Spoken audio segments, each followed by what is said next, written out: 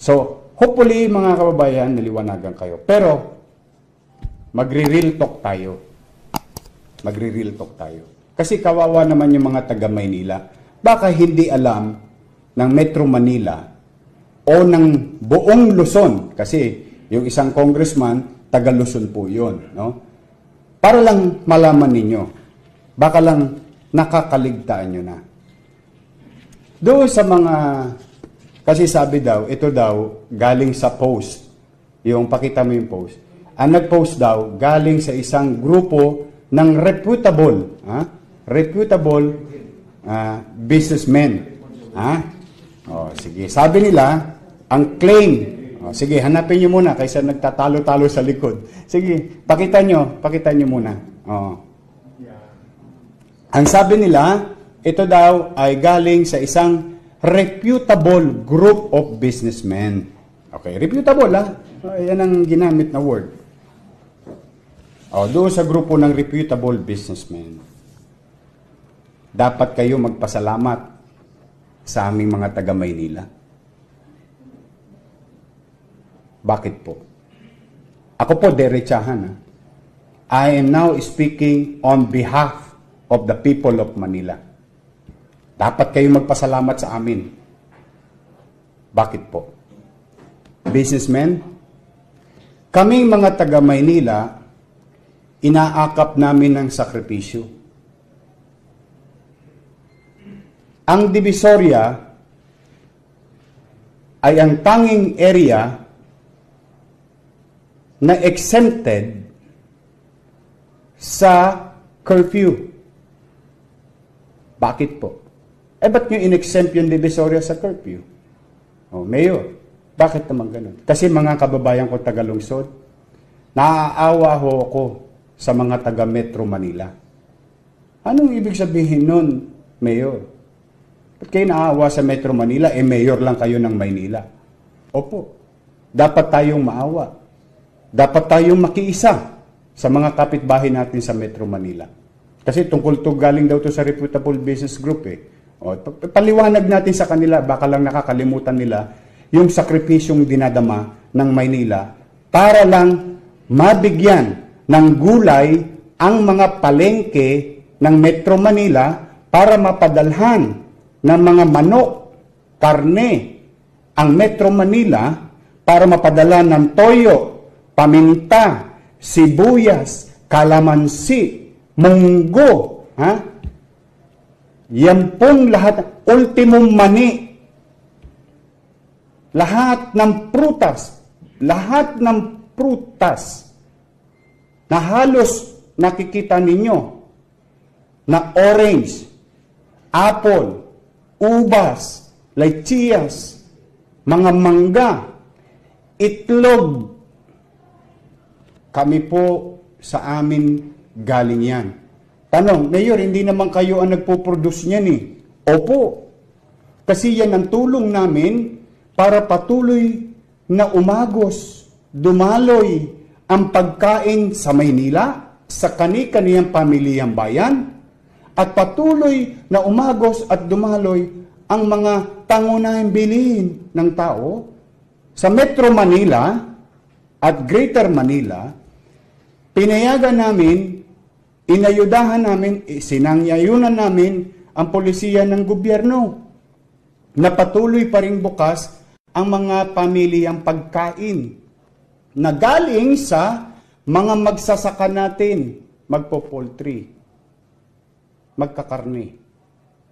Sa Northern Luzon, mga mag-iitlog sa Batangas, mag-iitlog sa Laguna, magmamanok sa Laguna at Batangas, mag-iitlog, magmamanok sa Bulacan, magbibigas. Lahat halos ng bigas ninyo ay dito rin dinadala sa Maynila. Sa Dagupan, dinadala sa Binondo, dinadala sa Velasquez Tondo sa may ibaba ng Infanta Bridge.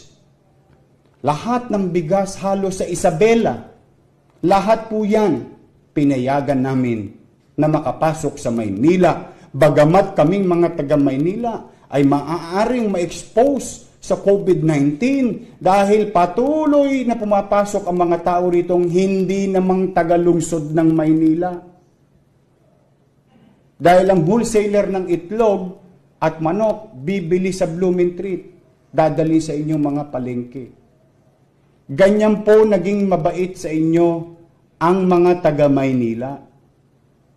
Baka lang nakakaligtaan nyo, ha? Uulitin ko, mani sa amin ang wholesale. Paminta sa amin din niya. Itlog, manok, karne, gulay ng buong Benguet. At yan, habang kayo kumakain, pati kamatayan ninyo, sa amin din galing, dahil bibili kayo ng bulaklak.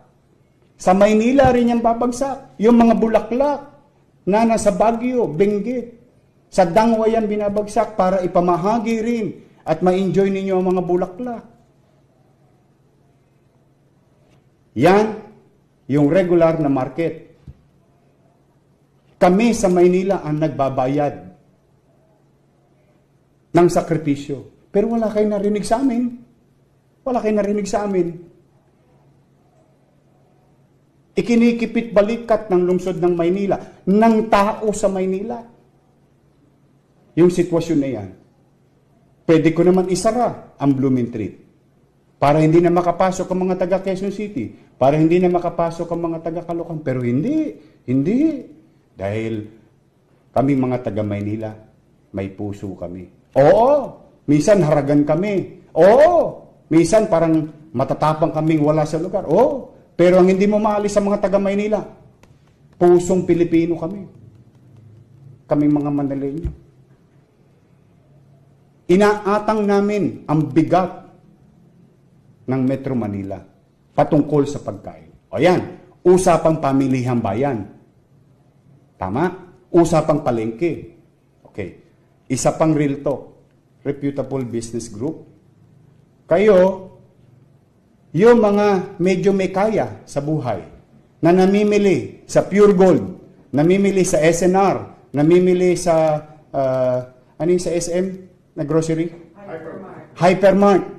O mga grocery ninyo, sa mga Rustans, lahat halos ng binibili nyong produkto dyan, na dilata, mga imported na karne, mga imported na prutas, sa Maynila rin po galing yan.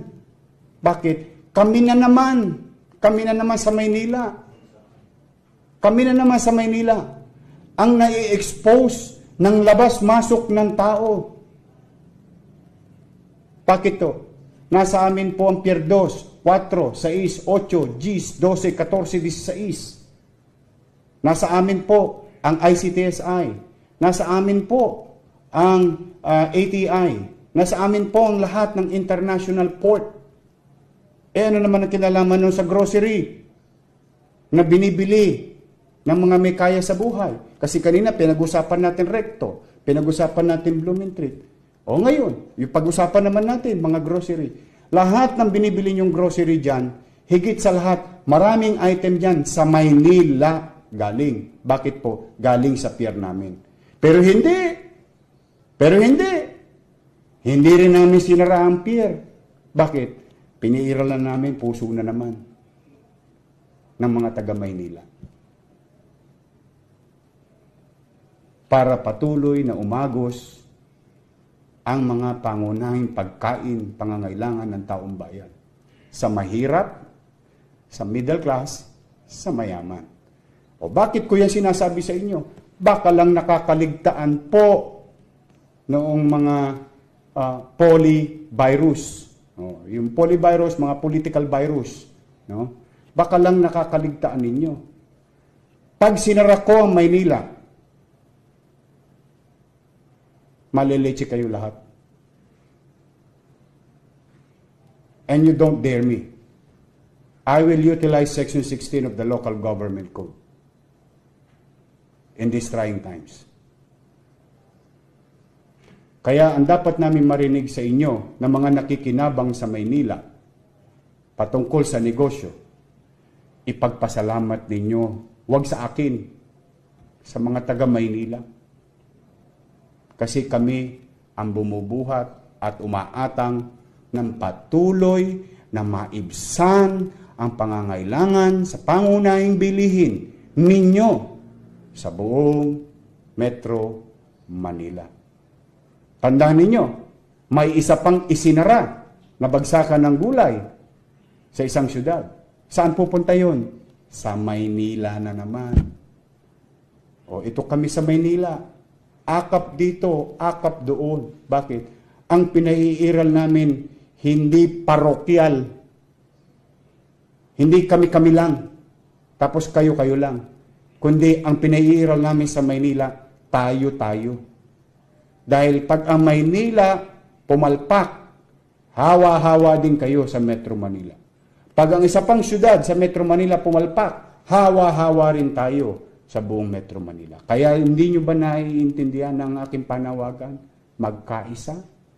Kasi ang problema sa NCR ay problema ng bawat sulok, iskinita, boulevard, avenida ng buong Metro Manila. Whether kayo'y nakatira sa mga condominium o whether kayo'y nakatira sa Baseco, sa Parola, sa Isla Putimbato, sa 105, sa Hapilan na nasunog pa kanina. Pare-pareho tayo. Mapapahamak. O yun, para lang magkaintindihan tayo. Yan po, kung kami-kami lang dito, ano ba namang ipasok ko lang yung ano yung kailangan namin? Bakit namin kayo pangangalagaan? Hindi naman kayo taga Maynila. Pero hindi. Sapagkat ito'y pandemic. At ang panawagan ng Pangulo, ano sabi ng Pangulo? Kung maalala ninyo? Ha? Solidarity. Pagkakaisa. Yan ang ipinakikita ng Maynila sa buong bansa. Kami ang nagbabayad ng sakripisyo. At hindi kaila sa inyo ang patuloy na pagdami ng presensya ng positibo sa COVID-19 sa lungsod. Totoo, may pagkakamali din ang ilan naming kababayan. Pero, hindi namin sila kinukonsenti. Kaya hindi marapat na gawin ninyo ito sa Maynila na ipoproject nyo ang mga taga Maynila walang disiplina. Hindi po. Unfair po yun. Gulay, karne, itlog, banok, bigas, bulaklak, prutas, paminta, toyo, name it. You are going to get it in Manila. Ang kwento nga nung isang siyudad Ano daw? Meron pa isang kwento. Wala na ho kami, mahal po ang gulay. Bakit? Wala pong mabilihan sa Divisoria. See? Paano kung sinarapan namin? Paano kung sinarapan namin? O ngayon, kaya po napakahirap, very challenging na ayusin ang lugar na yan sa gabi. Kasi gabi lang mo pinapayagan dyan dahil no sa araw. No. You know me. Since July 1. No. At hindi po namin binubuhat ang bangko namin. For 60, 30, 50 years, name it, how many decades. First time yan nalinis. Kaya ang paghihikayat ko sa mga taga Binondo, ang paghihikayat ko sa mga taga Tondo, magsalita kayo, sabihin ninyo ang tunay na sitwasyon. Ganyan po ang itsura. Para lang makatulong kami sa ating mga kapitbahay sa Metro Manila. Yan ho, pagmamalasakit sa inyo. Pag sinara namin ng pier, isarado ko lang Rojas Boulevard at R10, isarado ko Espanya,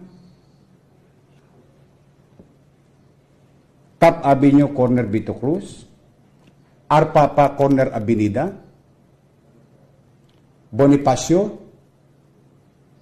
malileche na po ang Metro Manila. Maniwala po kayo. Nasa amin ang puso. Pag nawala yung puso, baliwala ang katawan. Yan ang pagmamahal namin sa inyo.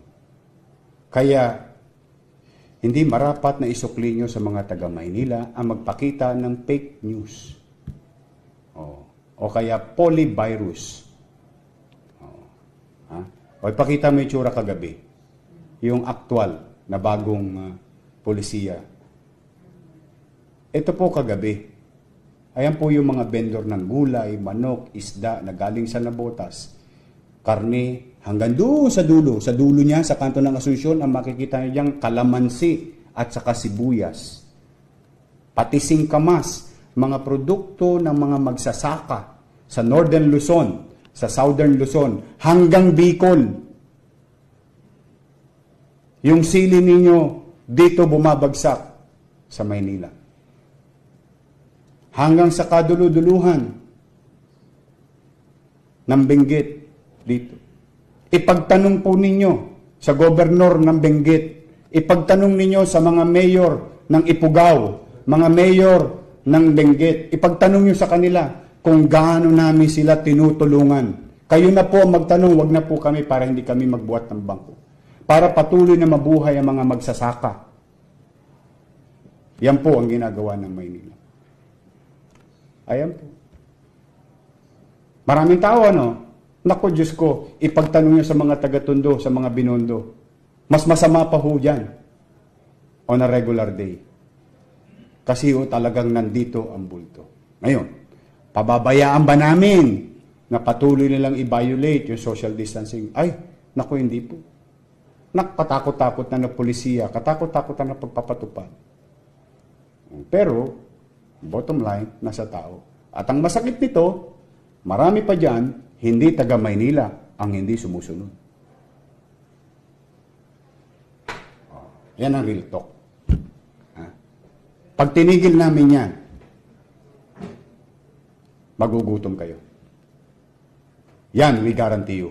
Walang lalabas na 4,000 trucks, 4,000 container trucks na lalabas sa Roas Boulevard at Artel pag sinara namin ang Maynila. At ang laman nun, delata, karning imported, bigas na inimport, ba't hindi ko maintindihan? Mga sibuyas ding inimport. Mga pagkain. Pag sinara namin yan, wala kayong visa ang pera ninyo. Pero hindi namin gagawin yan. Pumanatag kayo, mga taga Metro Manila. Pumanatag kayo, kami mga taga Maynila. Pipilitin namin pasanin ng daigdig para sa inyo. A simple thank you for every Manileño will do.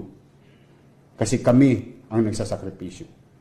Isang pamamaraan ng pagsunod ng mga taga Maynila sa polisiya at panawagan ng Pangulo ng Bansa.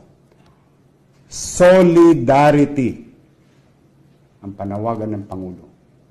Solidarity. Pagkakaisa. Yan, mga kababayan. Real talk lang tayo.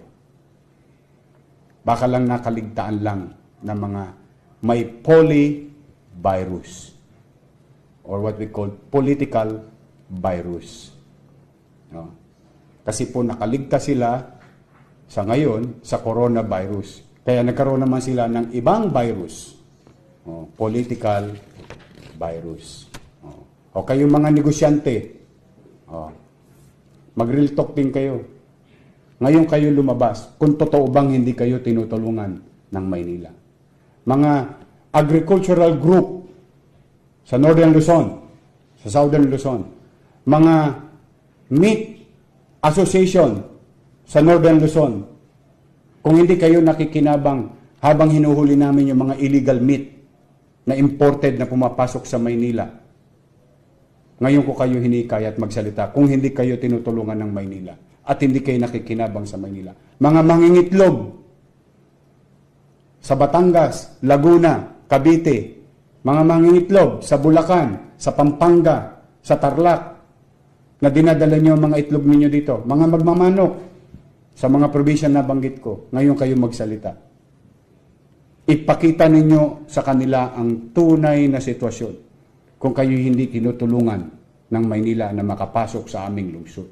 Bagamat malalagay kami sa alanganin, pero hindi, papasanin namin ang daigdig dito sa Maynila. At wala kayong narinig. Wala kayong narinig na reklamo sa amin. Don't push us to the wall. You have to realize the importance of this industry to continue to exist in these trying times. Huwag nyo kaming itulak sa pader. Ang tuta, pag inaalagaan mo, pinakain mo, inalagaan mo buong buhay mo, naging aso, lumaki sa'yo. Sipain mo ng sipain, hindi ka nun kakagatin. Pero pag ang aso na corner na, kahit amo ka pa niya, mangangagat yun. Baka ganun po ang mangyari sa Maynila. Baka we might go out and protect ourselves. But ako kasi, mahaba ang pasensya ko. Ako'y magsasalita, mananawagan, magpapaliwanag, pero may hangganan ang lahat. Sabi nga ni FPJ, pagpuno ng salot. Okay? Kaya, ako ngayon nananawagan sa mga industriyang patuloy na nakikinabang habang may krisis. Kayo ngayon ang magsalita. Tulungan ninyo at pasalamatan nyo man lamang ang mga taga-Maynila. Kung totoo ba itong kinukwento namin. Ngayon, punta tayo sa totoong issue. Meron bang mga ilang lugar na hindi sumusunod? Opo, sa Maynila. Anong ginagawa ng gobyerno? Kaliwat kanan ng kaso. Kaliwat kanan ng pagpapatupad, ng pagpapayos, pagsasaayos. Tanong, perpekto ba ang gobyerno? Ay, hindi po. Sapat na ba yung ginagawa mo, Mayor Isko at ng syudad? Ay, hindi pa rin po. Kulang pa rin mo.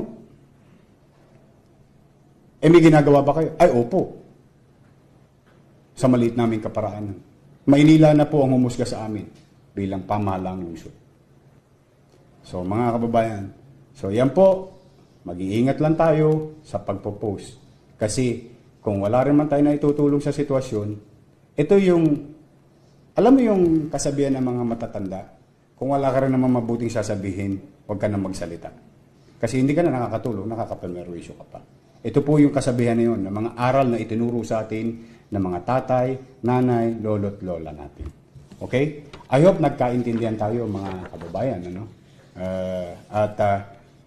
Kailangan ko po kayong ipaglaban. Pasensya na po kayo mga taga-Maynila. Kailangan ko ipaalala sa kanila na dahil sa inyo, dahil sa atin, sa pagmamalasakit natin bilang pagpapatunay ng isang mabuting kapitbahay at bahagi ng bansang ito.